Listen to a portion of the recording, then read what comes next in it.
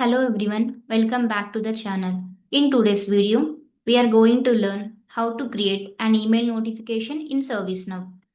We will cover three important things. The first one is when to send the notification, who will receive it, what content the email will contain, and I will also show you a real-time use case. And the use case is whenever an incident is assigned to a user, we want to automatically send an email notification to that user with all the details. Now go to navigation part, go to all, type system notification. Under email, we have notifications, click on it, click on new. The page is appear as shown. Now we want to fill the details. Here I am taking the name as notification and the table as incident. And next we want to select the category. Now I am selecting uncategorized. Select any category as per your requirement. Now we will see when to send the section. It tells ServiceNow at what event or condition the email should be sent. In when to send, we have three options. The first one is record inserted or updated. Trigger when a record is created or modified. The next one is event is filed. Trigger based on an event. And the next one is trigger conditions. It uses the conditions plus the schedule timings.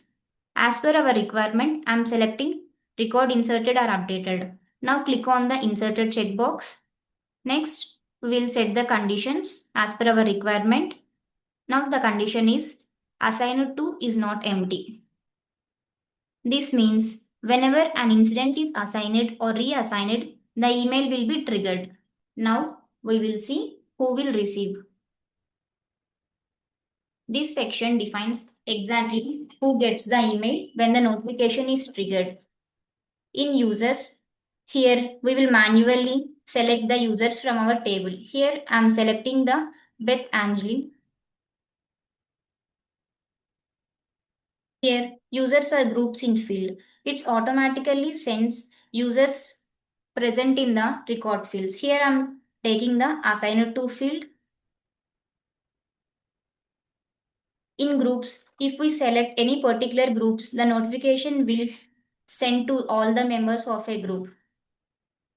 As per our requirement, I selected assigned to field. This ensures that the person working on the incident receives the notification. Next, we will see what it will contain. Now let's configure the email content. Here, I'm using the email template as unsubscribe and preferences. They are reusable and can be used for any email notification. Next, the subject is incident is assigned to you. And the body of the email is here we are using the dynamic fields like number, short description, and the priority to pull the real data from the record. Next, we have to submit the form. Now, assign an incident to any user and check the email will be triggered automatically or not. Now, go to the application navigator, open the incident form. We have to fill the mandatory fields called caller. Select any user as per our requirement and fill the assigned to. Next, we have to save the form. Here, we will see the emails. So, this section indicates the email has sent successfully to the assigned to user.